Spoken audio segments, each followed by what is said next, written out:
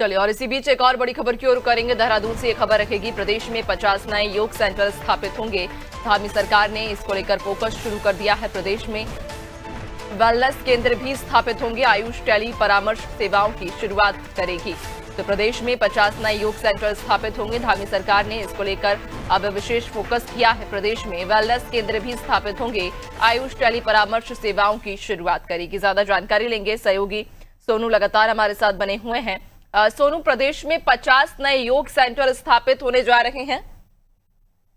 देखिए नैन्सी, सरकार लगातार ये फोकस कर रही है कि आयुर्वेद जो है इसके दायरे को कैसे बढ़ाया जा सकता है, चिकित्सीय पद्धति के लिहाज से भी और जड़ी बूटियों के उत्पादन के लिहाज से भी।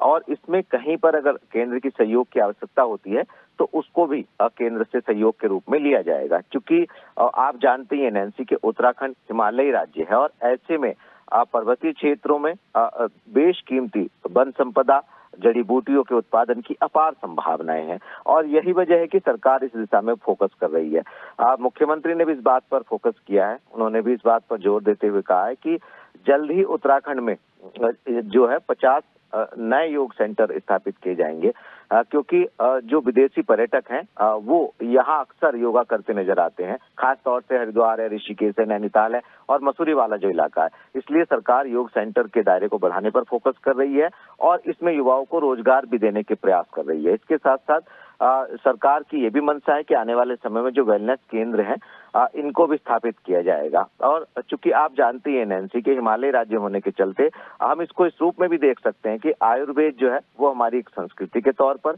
आयुर्वेद जो है वो हमारी एक आस्था के तौर पर और एक आत्मनिर्भरता के का आधार भी इसको हम मान सकते हैं। इस दिशा में इसको देखा जाता है। लिहाजा कैसे आयुर्वेद के दायरे को, जड़ी बूटियों के उत्पादन को, एरोमेटिक प्लांटेशन जो होता है उसके दायरे को और उससे उत्पादित जो होते हैं जैसे परफ्यूम है या अन्य जो ऑयल है उसके दायरे को बढ़ाया जा सकता है, इस पर सरकार फोकस कर रही है। और उम्मीद ये की जा रही है नैन्सी कि आने वाले समय में सरकार जिस संकल्प को साकार करने के प्रयास कर रही है, निश्चित तौर पर सरकार के संकल्प पूरी तरह से सफल साबित होगा।